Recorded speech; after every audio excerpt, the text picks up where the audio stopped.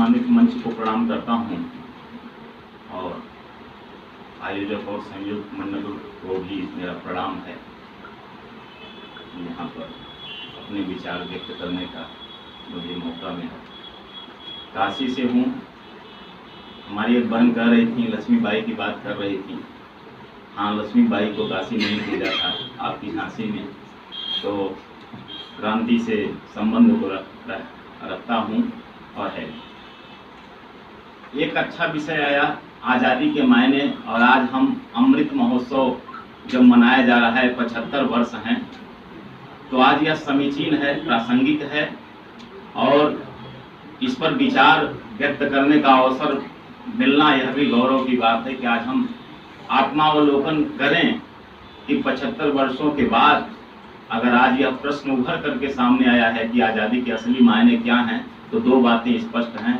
एक वह स्वप्न जो हमारे पूर्वजों ने, हमारे क्रांतिकारियों ने, जिन्होंने अपना त्याग और बलिदान करके इस देश को आज़ाद कराया था, एक जो उनका स्वप्न था, और एक जो हमारी स्थिति, जो आज हमारी वर्तमान स्थिति है, जिसमें हमें एक एक विषय पर विचार करना है कि उनका जो स्वप्न था, वह स्वप्न एक ऐसा भारत था जिसमें सभी लोग समन्वय के साथ, प्रेम के साथ, आनंद के साथ एक ऐसी धारणा, एक ऐसा मनोबल लेकर के एक ऐसा राष्ट्र का निर्माण करें जो सबके लिए प्रतीक बन सके, मानक बन सके। लेकिन आज अमृत महोत्सव में महोत्सव तो दिख रहे हैं, अमृत गायब है, अमृत की तलाश है। आज जब हम बात करते हैं तो हमारे देश की जो वर्तमान स्थिति है आज़ादी की, आत्मन प्रतिकूलानि परेशान न समाचरे, हम अपेक्षा तो कर रहे हैं, लेकिन हम कितना कर रहे हैं यह ज़्यादा महत्वपूर्ण है इस देश के लिए। जो हमारी नैसर्गिक जिम्मेदारी है, क्या हम उसका पालन कर पा रहे हैं, यह भी विचार करने का विषय है। कुछ क्षेत्रों की जब बात हम करते हैं, 1947 में जब हमारा देश आज़ाद हुआ तो हमारे देश का एक संविधान आया प्रकाश में 2 वर्षों बाद ही, 3 वर्षों बाद ही। उस संविधान में सबको समानता का अधिकार दिया गया। आज 75 वर्षों के बाद क्या वह समानता का अधिकार वास्तव में जिस मूल रूप में संविधान में वर्णित है वह हमें प्राप्त हो पाया? क्या गरीब और गरीब नहीं हो गया? क्या अमीर और अमीर नहीं हो गया? हम किसी क्षेत्र की बात करें, हम न्याय की बात अगर करते हैं तो क्या गरीब को भी उसी तरह से न्याय की प्राप्ति हो रही है जो अमीर को प्राप्त हो जा रही है? क्या यही इसी दिल्ली में आतंकवादियों के लिए 12 बजे रात को अगर न्यायालय के दरवाजे खुलते हैं तो क्या उस गांव के या मजदूर को या किसान के लिए भी वो न्यायालय का दरवाजा खुलता है? किसी ने खोलने की बात कही? अगर उसके लिए भी खुलता, हमारी न्याय में पूर्ण आस्था थी। हम शिक्षा की बात करें, हम शिक्षा की बात करते हैं तो क्या हमारा जो निम्न तबका है, हमारी एक बहन कह रही थी, बड़ी पीड़ा के साथ कह रही थी, मैं कहता हूं बार बार उसी संविधान में जब बार बार जिस भी चीज की बात की गई है, आरक्षण की बात की गई है, उस संविधान ने एक समयावधि किया। क्या उस समयावधि को फिर हमने कभी विचार किया कि अब इसकी अवधि पूर्ण हो गई है?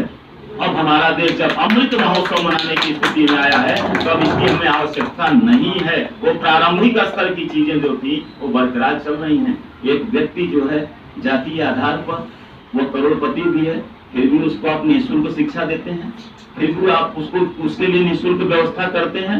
एक व्यक्ति जो है जनरल सामान्य वर्ग का है, अगर वह गरीब है तो उसके लिए कोई व्यवस्था नहीं है। ये कैसा संविधान है? कैसी न्याय व्यवस्था है? कैसी शिक्षा व्यवस्था है? कैसी चिकित्सा व्यवस्था है? आप आज देख लीजिए चिकित्सा व्यवस्था की जब हम बात करते हैं तो आज एक डॉक्टर के यहाँ आप जाते हैं जब, तो आपको एक पर्ची मिलती है, कोई रसीद नहीं मिलती है। उसकी कितनी आमदनी होती है कोई पता नहीं है। जिसके पास पैसा है, धन है, वह तो बच जाएगा। लेकिन आज जब हम आजाद मुल्क के निवासी हैं तो क्या वह गरीब भी उसी चिकित्सा सेवा को प्राप्त कर पाता है? अगर नहीं कर पाता है तो आज हमें आजादी की आत्मावलोकन करने की आवश्यकता है कि सही मायने में जो स्वप्न देखा था हमारे बुजुर्गों ने, हमारे पूर्वजों ने, उन शहीदों ने, जिन्होंने इस देश के लिए अपना तन मन धन सब कुछ समर्पित कर दिया था, वो अगर कहीं होंगे तो क्या सोचते होंगे हमारे बारे में कि हमने उस 1947 की आजादी को आज 75 वर्षों में ला करके कहाँ खड़ा कर दिया है। जहाँ न्याय की बात करते हैं सब, लेकिन न्याय दिखता नहीं है। शिक्षा की बात करते हैं सब, शिक्षा दिखती नहीं है। जहाँ आपस में प्रेम की बात करते हैं, समानता की बात करते हैं, समानता दिखती नहीं है। कोई कह रहा था, सही बात है, खंड खंड बट गए हैं, क्षेत्रवाद हो गया है, जातिवाद हो गया है। भारत को बाहर वालों से खतरा तो बाद की बात है, भारत को अपने लोगों से, अपने अंदर के लोगों से ज्यादा खतरा हो गया है। हमें आज इस बात पर भी विचार करने की आवश्यकता है, तब जाकर के जब समाज का अंतिम तबका उसके होठों पर खुशहाली हो जाए, उसके हृदय में आनंद हो जाए, उसके हृदय में प्रेम हो जाए एक दूसरे के प्रति, उसके हृदय में राष्ट्रवाद हो जाए, किसी को कहना न पड़े कि तुम झंडा फहराओ, अपने आप लोग झंडा फहराना शुरू कर दें, तब जाकर के असली आजादी का जो मायना है वह सार्थक होगा। आप सभी ने हमें सुना।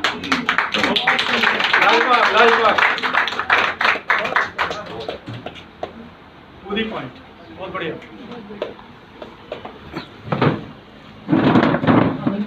इतनी सारी बातें बोल देना कि एक पॉइंट से पकड़ के बोल पाना बहुत मुश्किल है।